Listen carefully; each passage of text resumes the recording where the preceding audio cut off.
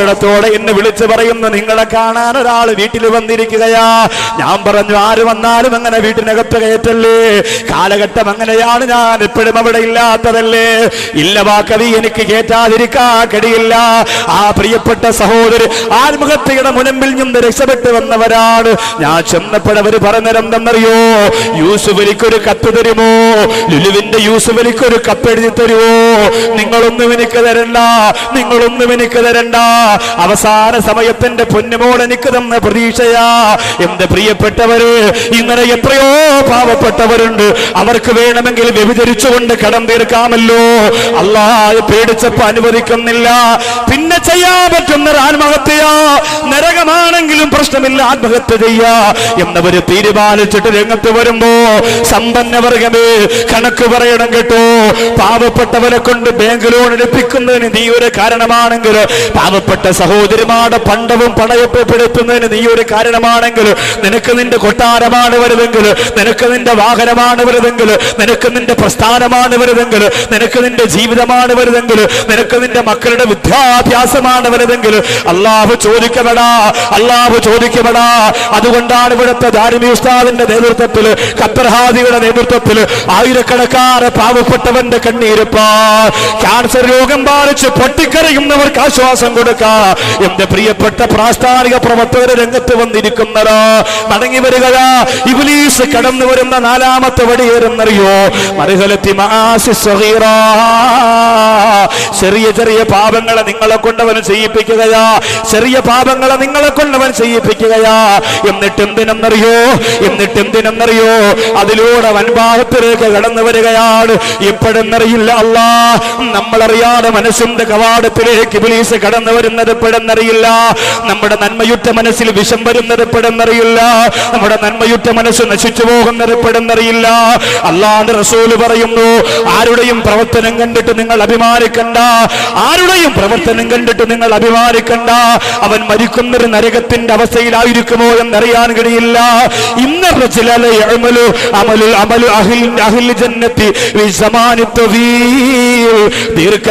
ദീർഘകാലം സ്വർഗത്തിൽ പോകുന്ന അമലൊരാൾ ചെയ്യുകയാ. തലമറയ്ക്കുകയാ, പർദ്ദയിടുകയാ, മത്തയിടുകയാ, തസ്ബീഹ് നമസ്കരിക്കുകയാ, തറാവീഹ് നമസ്കരിക്കുകയാ, തഹജ്ജുദ് നമസ്കരിക്കുകയാ.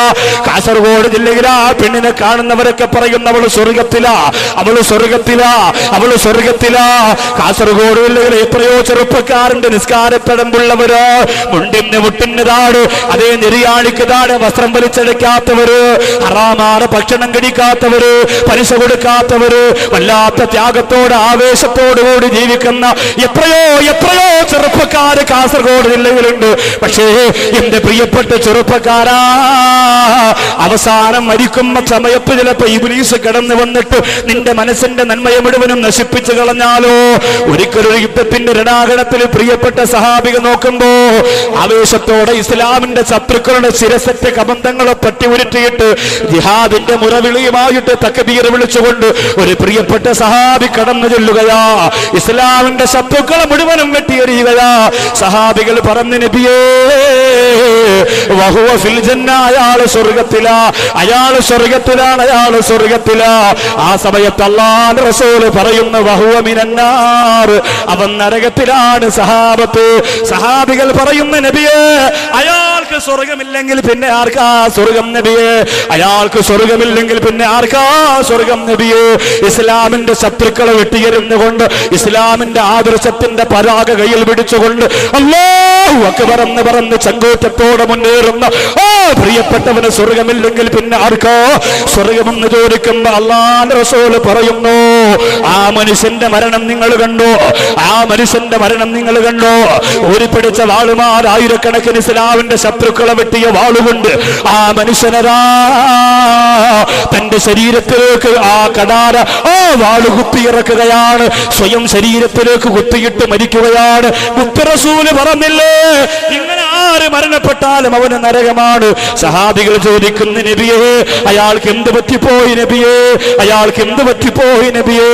ആ സമയത്ത് അല്ലാഹുവിന്റെ റസൂൽ പറയുന്നു, അവസാന സമയം അവന്റെ നന്മയുള്ള മനസ്സിലേക്ക് ഇബ്ലീസ് വിഷം കോരി ഒഴിച്ചതാ.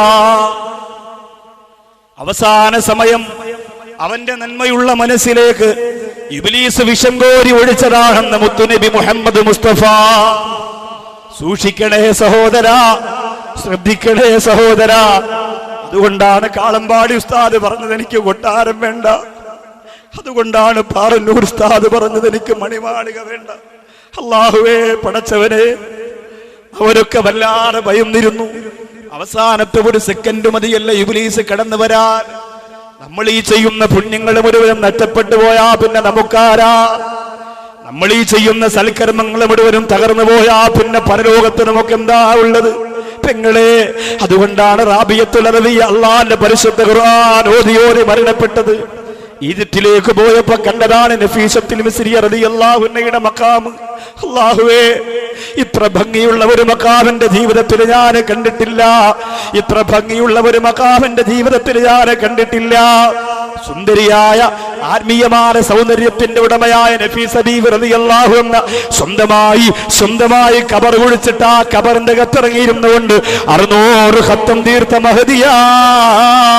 അല്ലാഹുവേ, എന്റെ പെങ്ങളെ, അവരൊക്കെ പേടിച്ചത് അവസാന സമയത്ത് ഇബ്ലീസ് കടന്നു വരുമോ എന്നാണ്.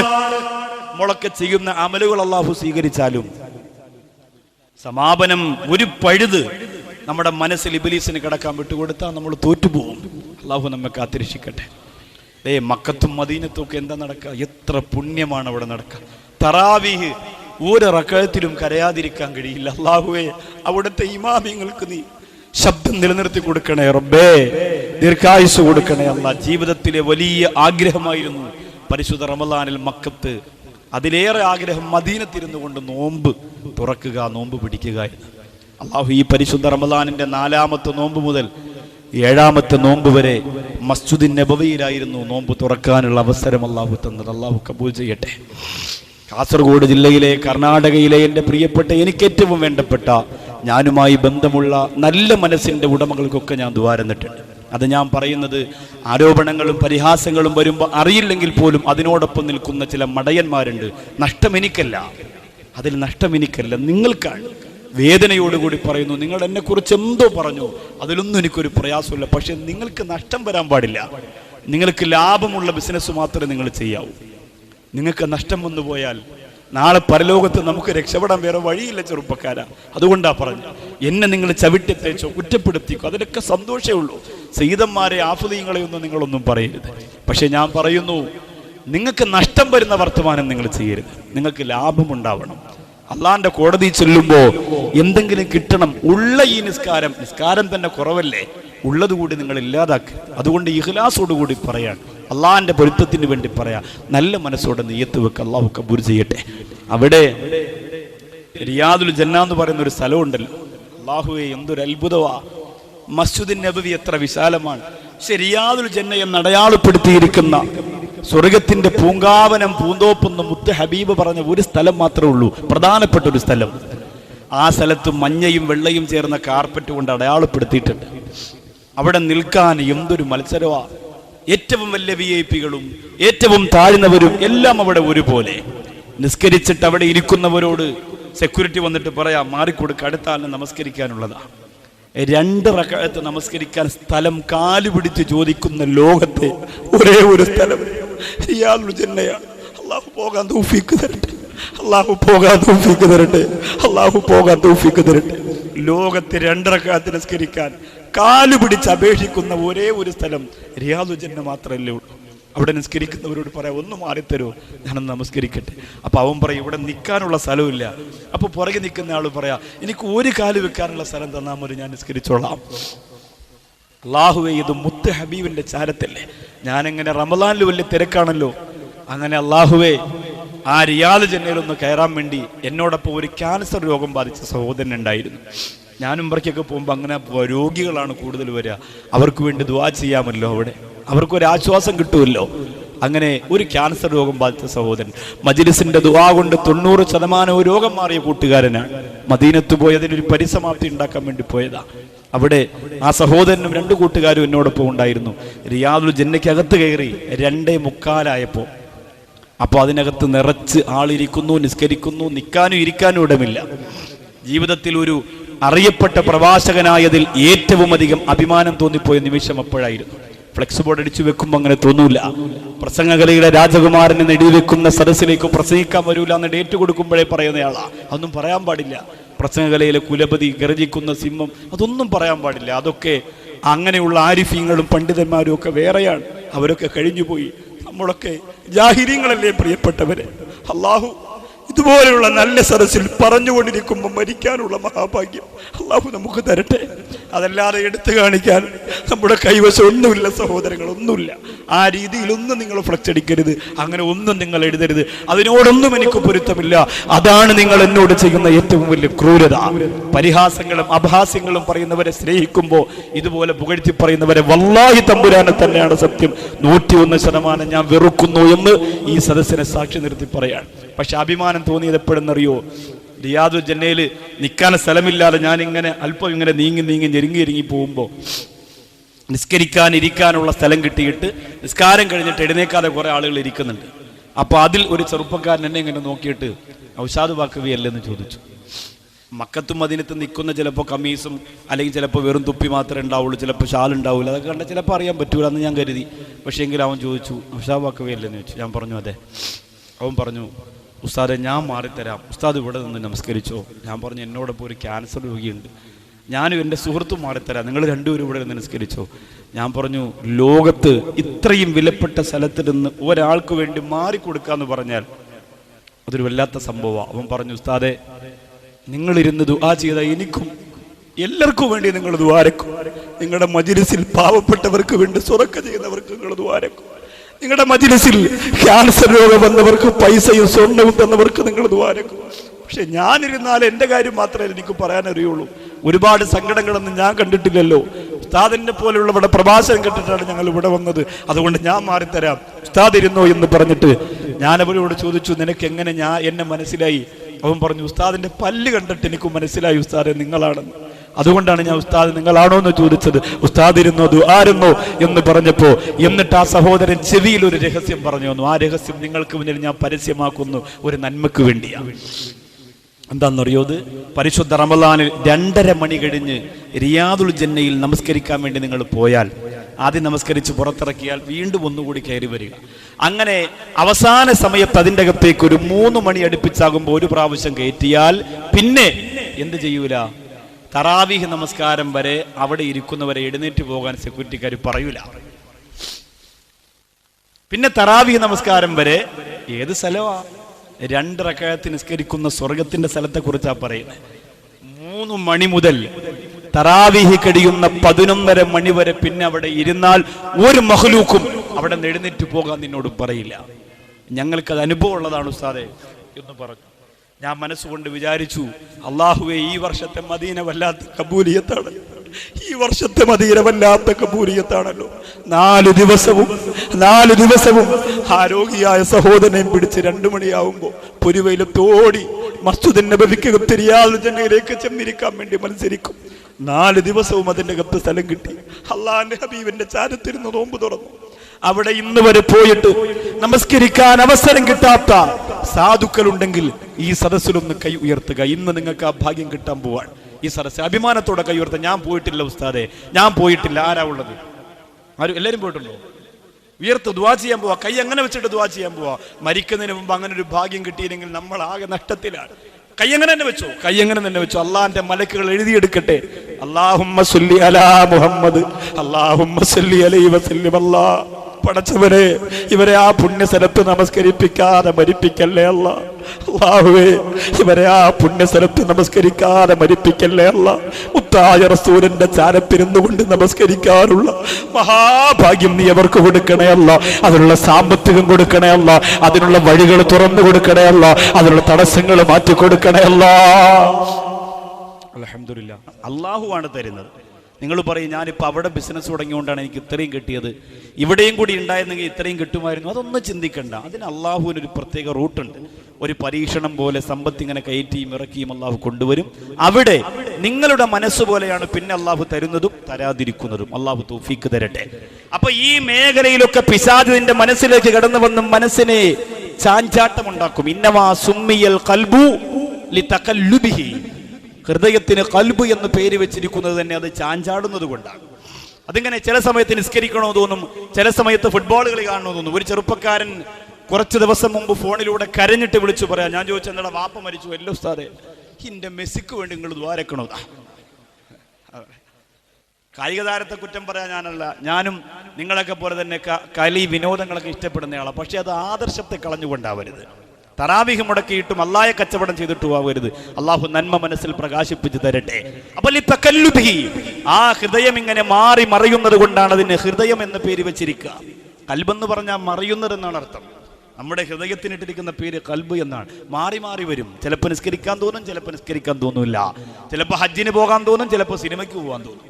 അങ്ങനെയാണ്. ചിലപ്പോൾ സംസം വെള്ളം വേണമെന്ന് തോന്നും, ചിലപ്പോൾ കള്ളു കുപ്പി എടുക്കണമെന്ന് തോന്നും. ഇത് മനുഷ്യന്റെ മനസ്സിങ്ങനെ മാറി മാറി വരും. അതുകൊണ്ട് അതിനെ നിങ്ങൾ സൂക്ഷിച്ചു കൊള്ളുക. ലമ്മത്തും ഫീ ശൈത്താൻ, ഇന്നലിൽ ശൈത്താന് ലമ്മത്തും ഫി ഇബ്നി ആദമ വ ഇന്നലിൽ മലകി ലമ്മത്തും ഫി ഇബ്നി ആദമ. ശൈത്താനും മലക്കിനും നിന്റെ മനസ്സിൽ സ്വാധീനമുണ്ട്. ശൈത്താന്റെ സ്വാധീനമാണ് വരുന്നതെങ്കിൽ അബ്ദുൽ കരീമിനെ മക്കൾ ചെയ്തതുപോലെ മക്കൾ ചെയ്യാൻ ഒരുങ്ങുന്നതാ. ശൈത്താനാണ് മനസ്സിനെ സ്വാധീനിക്കുന്നതെങ്കിൽ കുഷ്ടത്തരങ്ങൾ മനസ്സിന്റെ അകത്ത് കടന്നു വരുമ്പോ അബ്ദുൽ കരീം എന്ന് പറയുന്ന വ്യവസായ പ്രമുഖനായ സഹോദരന്റെ കഴുത്തിൽ കത്തിവെച്ചതാരാ? ശത്രുക്കളല്ല, ബിസിനസ്സിലുള്ള അസൂയാലുക്കളല്ല. പിന്നെ ആരാ? പ്രിയപ്പെട്ടവര്, നിങ്ങൾ പത്രമാധ്യമങ്ങളിലൂടെ അറിഞ്ഞവരല്ലേ? അബ്ദുൽ കരീം എന്ന് പറയുന്ന പ്രിയപ്പെട്ട പിതാവിന്റെ കഴുത്തിൽ കത്തിവെച്ചത് ആ പ്രിയപ്പെട്ട സഹോദരന്റെ 2 മക്കളാ. ആ സഹോദരന്റെ 2 മക്കളാ. ഭക്ഷണം കൊടുത്താ, സ്നേഹം കൊടുത്താ, വളർത്തിക്കൊണ്ടുവന്ന ആ പ്രിയപ്പെട്ട മക്കള് പ്രിയപ്പെട്ട ഉപ്പായെ കൊന്നൊടുക്കിയത് എന്തിനെന്നറിയോ? ഉപ്പ 2ാമത് വിവാഹം കഴിച്ചപ്പോ ആ പ്രിയപ്പെട്ട ഭാര്യയിലൂടെ നമുക്ക് അവകാശപ്പെട്ട സ്വത്ത് നഷ്ടപ്പെട്ടു പോകുമോ എന്ന് പേടിച്ചിട്ട് ആ മക്കൾ തന്നെ വാപ്പാടെ കഴുത്തിൽ കത്തിവെച്ചില്ലേ? അത് ഇബ്ലീസ് മനസ്സിന്റെ അകത്ത് കടന്നു വരുമ്പോഴാ. കണ്ടില്ലേ ഫലസ്തീന്റെ അവസ്ഥയെന്തോ? ഗാസാ പെരുവിന്റെ ചുടുനിണമണഞ്ഞു കിടക്കുന്ന മണൽപ്പരപ്പിന്റെ അവസ്ഥ എന്താ? അല്ലാഹുവേ, ഞാൻ ഫലസ്തീനിൽ പോയിരുന്നതാ, മസ്ജിദുൽ അഖ്സയിൽ പോയിരുന്നതാ. എന്റെ പ്രിയപ്പെട്ട സഹോദരൻ അന്തുവള്ളം റോഡ് ഉൾപ്പെടെ എന്റെ മുമ്പിലിരിക്കുന്ന ആശിഖ് ഉൾപ്പെടെ ഒരുപാട് സഹോദരങ്ങൾ ഉണ്ടായിരുന്നു പോകാൻ. ആ ഫലസ്തീനിലേക്ക് ചെന്നപ്പോ വല്ലാത്ത അത്ഭുതം തോന്നിപ്പോയി. അല്ലാഹുവേ, മസ്ജിദുൽ അഖ്സയെ നീ മോചിപ്പിക്കണേ അല്ലാ, മസ്ജിദുൽ അഖ്സയെ നീ മോചിപ്പിക്കണേ അല്ലാ. പടച്ചവനെ, സൗദി അറേബ്യയിലെ പ്രിയപ്പെട്ട ഇമാമിങ്ങൾ 27-ാം രാവിലെ നെഞ്ചുപൊട്ടി ദുആ ചെയ്യുന്നത് എന്തിനെന്നറിയോ?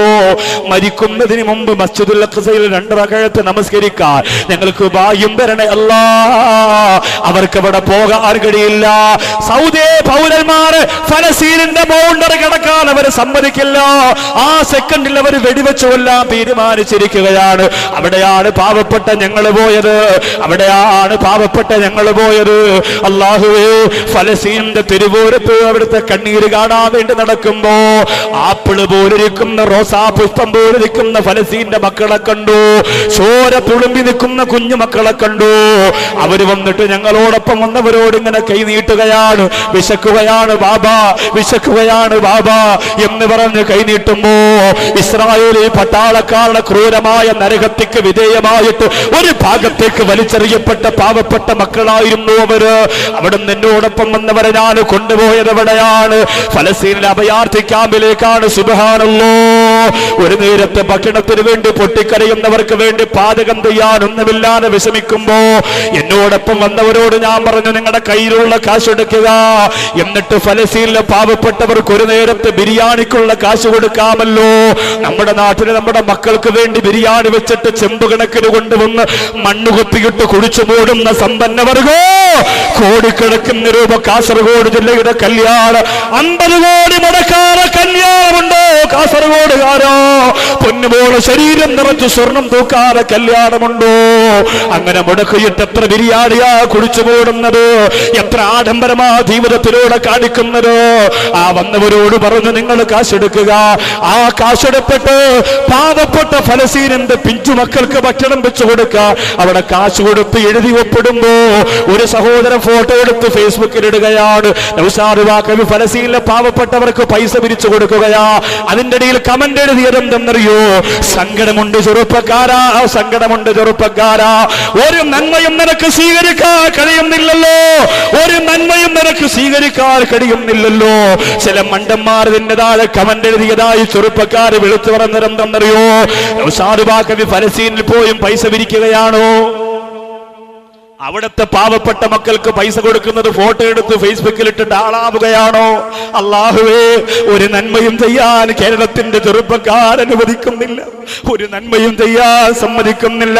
പരിഹാസത്തിന്റെ കൂരമ്പങ്ങൾ എഴുതി വിടുമ്പോ തളരൂല ചെറുപ്പക്കാരോ, പൗര ചെറുപ്പക്കാരോ, എവിടെ നിന്നൊക്കെ ഏതൊക്കെ കോലത്തിന് രൂപത്തിലും ഭാവത്തിലോ ഒളിഞ്ഞും തെളിഞ്ഞും നിങ്ങൾ ആക്രമിച്ചു പോയാലും തളരൂല ചെറുപ്പക്കാരാ.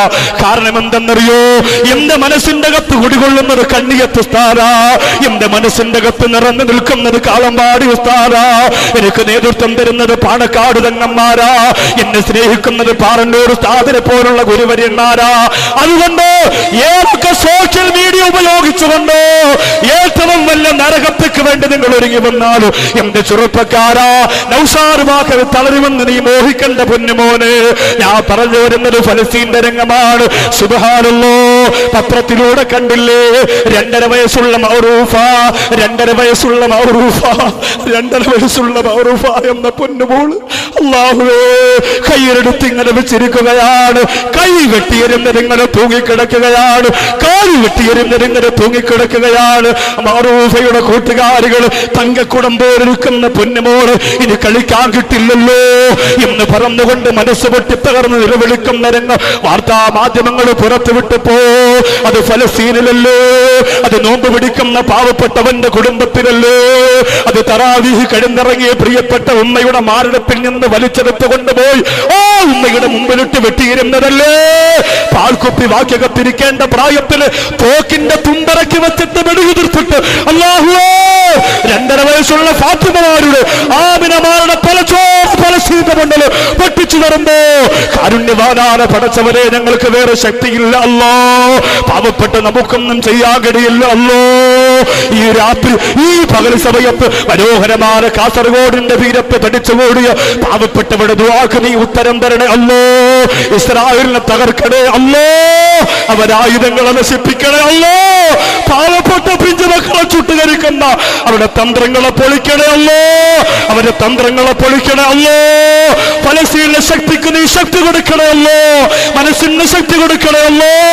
ഉമ്മാന്ന് വിളിക്കുമ്പോ വാചകത്തേക്ക് ബോംബിറക്കി വെച്ചു കൊടുത്തിട്ട് നശിപ്പിച്ചുകൊണ്ടിരിക്കുന്ന അവിടുത്തെ ഏറ്റവും നല്ല ശത്രുക്കളെ അല്ലോ നീ ശയിപ്പിക്കണേ അല്ലോ, നീ ശയിപ്പിക്കണേ അല്ലോ, നീ ശയിപ്പിക്കണേ അല്ലോ. മാരക രോഗം മനസ്സിന്റെ കത്ത് പടർന്നു പോകുമ്പോഴാണ് കാരുണ്യം ഉണ്ടാകാതെ വരിക. 65 ലക്ഷം ജനങ്ങളെ, 65 ലക്ഷം ജനങ്ങളെ ചുട്ടുകരിച്ചു കൊന്ന അഡോൾഫ് ഹിറ്റ്ലർ അവസാനം ബ്ലൗണ്ടി എന്ന് പറയുന്ന നായയും ഇവാ ബ്രൗൺ എന്ന് പറയുന്ന ഭാര്യയും മാത്രമുള്ളപ്പോ ആത്മഹത്യ ചെയ്യേണ്ടി വന്നു പോയില്ലേ? ആരഹങ്കരിക്കുന്നുവോ അവരെ അള്ളാഹു പടച്ചതമ്പുരാൻ താഴ്ത്തിക്കൊണ്ടുവരും. പറഞ്ഞു വന്നത്, ഒരു മനുഷ്യന്റെ മനസ്സിൽ ഏറ്റവും അധികം മാരക രോഗം ഇബ്ലീസ് ആദ്യം എടുത്തു വെച്ചു കൊടുക്കുന്നത് അഹങ്കാരമാണ്. അവന്റെ നന്മയുട്ട മനസ്സിനെ നശിപ്പിക്കാൻ ഇബ്ലീസ് ആദ്യം നഫ്സമ്മാറയിലൂടെ ശ്രമിക്കുന്നത് അഹങ്കാരമാണ്. ആ ശരീരത്തിന്റെ സ്വഭാവങ്ങൾ മുഴുവനും വൃത്തികെട്ടതാ. ഒന്നും രക്ഷപ്പെടുകയില്ല. കാരുണ്യത്തിന്റെ ചിറകിന് താഴെ ജീവിച്ച മുത്താജ തങ്ങളുടെ സ്നേഹത്തിന്റെ സ്പർശനമേറ്റ് ജീവിച്ചു പോയ എന്റെ പ്രിയപ്പെട്ട കാസർഗോഡ് ജില്ലക്കാരാ, അഹങ്കരിക്കാൻ നമുക്ക് അർഹതയുണ്ടോ? അഹങ്കരിക്കാൻ നമുക്ക് യോഗ്യതയുണ്ടോ? നമ്മൾ അല്ലാഹുവിന്റെ റസൂൽ പറഞ്ഞത് കേട്ടില്ലേ? അല്ലാഹു പറഞ്ഞു,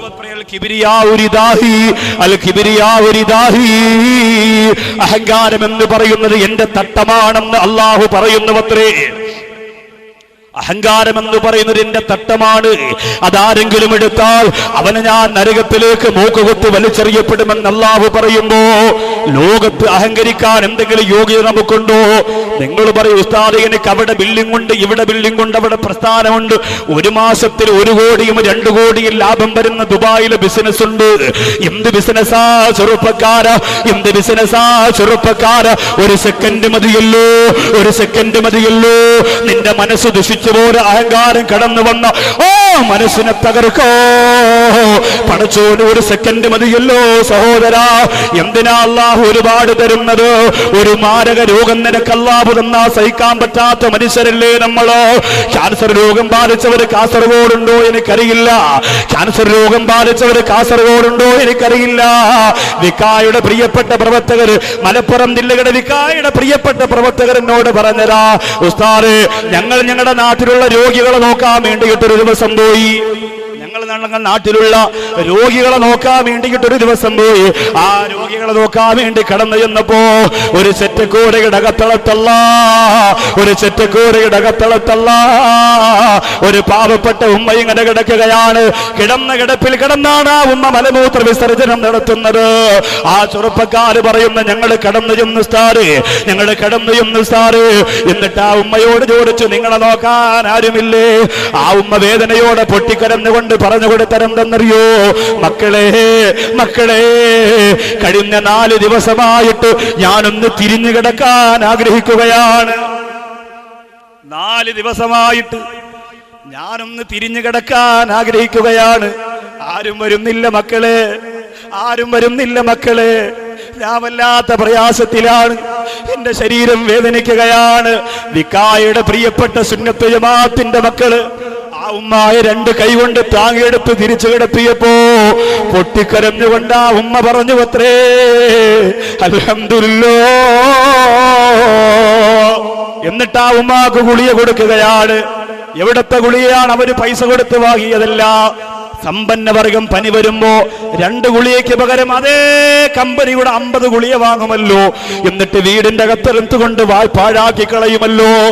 അതിനെ പോയി മക്കൾ പെറുക്കിയെടുക്കുകയാണ്, അതിനെ പോയി മക്കൾ പെറുക്കിയെടുക്കുകയാണ്. ക്യാൻസറിന്റെ ഒരു ഇഞ്ചക്ഷന് പോലും 42,000 രൂപയുടെ മരുന്നാണത്രേ. 42,000 രൂപയുടെ മരുന്നാണത്രേ. അല്ലാഹുവേ, ഈ അടുത്ത സമയത്ത് വിക്കായുടെ പ്രവർത്തകരുടെ മുന്നിലേക്ക് 42,000ന്റെ 4 ഇഞ്ചക്ഷന്റെ മരുന്നുമായിട്ടൊരു സഹോദരി കടന്നു വന്നുവത്രേ. തന്റെ പ്രിയപ്പെട്ട ഭർത്താവിന് വേണ്ടി ഇഞ്ചക്ഷന് വാങ്ങിയതാ. പ്രിയപ്പെട്ടവൻ മരണപ്പെട്ടു പോയി. 2 ലക്ഷം രൂപയുടെ മരുന്നുണ്ട്. വിക്കായുടെ പ്രവർത്തകര് പൊട്ടിക്കരന്നുകൊണ്ട് പറഞ്ഞിത്താ, നിങ്ങളുടെ ഭർത്താവ് മരിച്ചുപോയെങ്കിൽ എന്താ? വേറെ ഭർത്താക്കന്മാർക്ക് ഈ മരുന്ന് കൊണ്ട് ജീവൻ കിട്ടാ പോവുകയാണ്. മറക്കല്ല കാസർഗോഡുകാരാ, മറക്കല്ല കാസർഗോഡുകാരാ. നമുക്ക് റമളാനെ സാക്ഷിയാക്കിയിട്ട് ചെയ്യാൻ പറ്റുന്ന, റമളാനെ സാക്ഷിയാക്കിയിട്ട് ചെയ്യാൻ പറ്റുന്ന ഏറ്റവും വലിയ പുണ്യമാണ്. അതിനാദ്യം ആവശ്യമുള്ളത് ആംബുലൻസ് ആണ്, ആദ്യം ആവശ്യമുള്ളത് ആംബുലൻസ് ആണ്.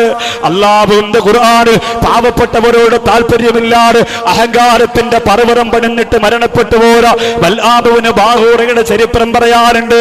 ഖിദർ നബി അലൈഹിസ്സലാം പഠിപ്പിച്ച ദുആ പറയാനുണ്ട്. ഖുർആനിലെ ഏറ്റവും വിലപ്പെട്ടവരായത്ത് ക്യാൻസർ വരാതിരിക്കാൻ ദിവസവും 111 പ്രാവശ്യം ഓതാനുള്ള ചെറിയ ഒരായത്ത് പഠിക്കാറുണ്ട്. എന്റെ സഹോദരങ്ങളെ, ഈ സ്വർഗത്തിന്റെ പൂങ്കാവിൽ നിന്നുകൊണ്ട് പറയുകയാണ്, കഴിയുമോ, നിങ്ങൾക്ക് കഴിയുമോ? വിക്കായുടെ പ്രവർത്തകർക്ക് നടുവോട് പിടഞ്ഞു വീടുന്ന പാവപ്പെട്ടവന്റെ ശരീരം പെട്ടെന്ന് ഹോസ്പിറ്റലിൽ എത്തിക്കാൻ നിങ്ങളൊന്ന് ഫോൺ വിളിച്ചാൽ 24 മണിക്കൂറും പറന്നെത്തുന്ന, 24 മണിക്കൂറും പറന്നെത്തുന്ന പറവകളായി ആ പ്രിയപ്പെട്ട ചുണക്കുട്ടന്മാർ രംഗത്ത് വരുമ്പോ സുബ്ഹാനല്ലാഹ്, മനസ്സുള്ളവരെ ബാക്കിയുള്ള മാസങ്ങൾ ചെയ്യുന്ന പോലെയല്ല. ഇന്ന് നിങ്ങൾ ചെയ്യുമ്പോ ഇത് ചെയ്തു എന്ന് പടച്ചവനോട് സാക്ഷി പറയാ. അല്ലാഹുവിന്റെ പരിശുദ്ധ റമളാനുണ്ട്, മറക്കണ്ട. ഞാൻ ഇന്നാളും ചെയ്തതല്ലേ, ഞാൻ അവിടെ ചെയ്തതല്ലേ, ഞാൻ ഇവിടെ ചെയ്തതല്ലേ എന്നൊന്നും നിങ്ങളുടെ മനസ്സിലേക്ക് ചിന്തിക്കണ്ട. ഇന്ന് ചെയ്താൽ റമളാന്റെ പൊരുത്തമുണ്ട്. റമളാൻ സാക്ഷി പറയും. അല്ലാഹു അനുഗ്രഹിക്കട്ടെ, അല്ലാഹു അനുഗ്രഹിക്കട്ടെ, അല്ലാഹു അനുഗ്രഹിക്കട്ടെ. ഇസ്ലാമിക ചരിത്രത്തിൽ 60,000 ശിഷ്യഗണങ്ങൾ ഉണ്ടായിരുന്ന മഹാൻ അള്ളാഹുവിന്റെ അർശിലേക്ക് നോക്കിയിട്ട് ദുനിയാവിലുള്ള തന്റെ പ്രിയപ്പെട്ട ശിഷ്യന്മാരോട് സംസാരിച്ചിരുന്ന മഹാൻ. അള്ളാഹുവിന്റെ പരിശുദ്ധ ഖുർആൻ ആ ബഹുമാനപ്പെട്ടവരെ കുറിച്ച് പറഞ്ഞത് വത്ലു അലൈഹിം നബഅല്ലദീ അതൈനാഹു ആയാതിനാ വൻസലഖ മിൻഹാ ഫഅത്ബഅഹു ശൈത്താനു വകാന മിനൽ ഗാഫീൻ. ബൽആബിന് ബാഹൂറ എന്ന പേരുള്ള മൂസാ നബി അലൈഹിസ്സലാത്തു വസ്സലാമിന്റെ കാലഘട്ടത്തിൽ ജീവിച്ചിരുന്ന മൂസാ നബി മുഖാന്തരം ഇൽമു ഒരുപാട് പഠിച്ചുപോയ വകാന മുജാബത്ത് ദുആഇന് ഇജാബത്തുള്ള മഹാനാരി വളർന്നു വന്നിരുന്നയാളാ. കൻആനീൻ എന്ന് പറയുന്ന ഗ്രാമപ്രദേശം പ്രദേശത്തുകാര് വന്ന് ബഹുമാനപ്പെട്ടവരോട് പറഞ്ഞു, നിങ്ങൾ മൂസാ നബിക്കെതിരെ ഒന്ന് ദുആ ചെയ്യുമോ? നിങ്ങൾ ആ ദുആ മൂസാ നബിക്കെതിരെ നിങ്ങൾ നടത്തിയാൽ നമ്മുടെ രാജ്യം രക്ഷപ്പെടുമെന്ന് പറഞ്ഞപ്പോൾ അദ്ദേഹം പറഞ്ഞു, ഒരിക്കലുമില്ല, ഞാൻ ഈ ഭൂമിയിൽ നിന്ന് ഏറ്റവും വലിയ അറിവുള്ളയാളാ, ഞാൻ മൂസാ നബിക്കെതിരെ ദുആരക്കാൻ പാടില്ലാത്തതാണ്. പക്ഷെ ആ ഗ്രാമക്കാര് പിടിപെട്ടില്ല. ബൽആമിന് ബാഹൂറയുടെ ഭവനത്തിന്റെ അകത്ത് വന്ന് പ്രിയപ്പെട്ട ഭാര്യക്ക് ആഭരണങ്ങൾ കൊടുക്കുകയാ. ശരീരത്തിൽ കൈകാലുകൾ അണിയാൻ ആഭരണങ്ങൾ കൊടുത്തിട്ട് ആ പെണ്ണിനോട് പറയുന്നു, നിന്റെ ഭർത്താവിനെ കൊണ്ട് സമ്മതിപ്പിക്കുക, നിന്റെ ഭർത്താവിനെ കൊണ്ട് മൂസാ നബിക്കെതിരെ ദുആരക്കാൻ സമ്മതിപ്പിക്കുക. ഒരു പെണ്ണിലൂടെ ബൽആമിന് ബാഹൂറ എന്ന് പറയുന്ന ഏറ്റവും വലിയ പാണ്ഡിത്യത്തിന്റെ നീരുറവ അല്ലാഹു ഒഴുക്കി കൊടുത്ത ആ മഹാനുഭാവന്റെ മനസ്സിലേക്ക് സുബ്ഹാനല്ലാഹ്, ഓ മഹാനുഭാവന്റെ മനസ്സിന്റെ കത്തളത്തിലേക്ക് ശൈത്താൻ കടന്നു വരികയാ. ആ പെണ്ണ് തന്റെ പ്രിയപ്പെട്ടവനോട് പറഞ്ഞു, ഒരുപാട് സ്വത്ത് നമുക്ക് കിട്ടിയില്ലേ, ഒരുപാട് പണം നമുക്ക് കിട്ടിയില്ലേ, അതുകൊണ്ട് എന്തുകൊണ്ടാ നിങ്ങൾ മൂസാ നബിക്കെതിരെ ദുആരക്കാൻ മടി വിചാരിക്കുന്നത്? ചെയ്യുക. ആ സമയം ഇബ്ലീസ് വന്ന് ബൽആമിന് ബാഹൂറയുടെ മനസ്സിൽ ഇങ്ങനെ കൊട്ടുകയാ, അല്ലാഹു അമിശൈത്താൻ ദുനിയാ അവിൽ ആഖിറ അൽമാലു അവിൽ മൂസാ. ആരെയാ തിരഞ്ഞെടുക്കേണ്ടത്? ദുനിയാവ് വേണോ ആഖിറം വേണോ? സ്വത്ത് വേണോ? മൂസാ നബി വേണോ? അല്ലാഹു വേണോ? പദവി വേണോ? ഏത് വേണമെങ്കിലും തിരഞ്ഞെടുത്തോ. അവസാനം ബൽആമിന് ബാഹൂറ മൂസാ നബി അലൈഹിസ്സലാമിനെതിരെ ദുആ ചെയ്തെന്ന് ചരിത്രം പറയുകയാ. വാനോളം പുകഴ്ത്തി പറയാൻ വിധിക്കപ്പെട്ട മഹാനുഭാവന് അവസാനം അല്ലാഹുവിന്റെ ഖുർആൻ പറഞ്ഞത് എങ്ങനെയെന്നറിയോ? മസലുഹു കമസലിൽ കൽബി, മസലുഹു കമസലിൽ കൽബി, അവന്റെ ഉദാഹരണം പട്ടിയെ പോലെ എന്ന് ഖുർആൻ. എത്രത്തോളം വലിയ പദവിയിലേക്ക് എത്തിപ്പോയ മനുഷ്യന്റെ മനസ്സിലേക്ക് ഒരു വിഷത്തിന്റെ ദ്രാവകം കടന്നു വന്നപ്പോ ഇബ്ലീസ് കൊളുത്തി കൊടുത്തപ്പോ ഏറ്റവും വലിയ പദവിയിൽ നിന്ന് തരംതാണ പദവിയിലേക്ക് എത്തിയില്ലേ? ഖുർആൻ പറഞ്ഞു, മസലുഹു കമസലിൽ കൽബി, അവന്റെ ഉദാഹരണം പട്ടിയെ പോലെയാണ്, നായയെ പോലെയാണ്. അല്ലാഹുവേ, ഞങ്ങളെ കാത്തുരക്ഷിക്കണേ അല്ലാഹ്. ഞങ്ങളുടെ മനസ്സിലേക്ക് എപ്പോഴാണ് രോഗം വരുന്നതെന്നറിയില്ല, ഞങ്ങളുടെ മനസ്സിലേക്ക് എപ്പോഴാണ് മാരക രോഗം കടന്നു വരുന്നതെന്നറിയില്ല. കാസർഗോഡ് തടിച്ചുകൂടിയവരെ സൂക്ഷിച്ചേ പറ്റൂ, അല്ലാഹനെ സൂക്ഷിച്ചേ പറ്റൂ, പടച്ചോനെ സൂക്ഷിച്ചേ പറ്റൂ.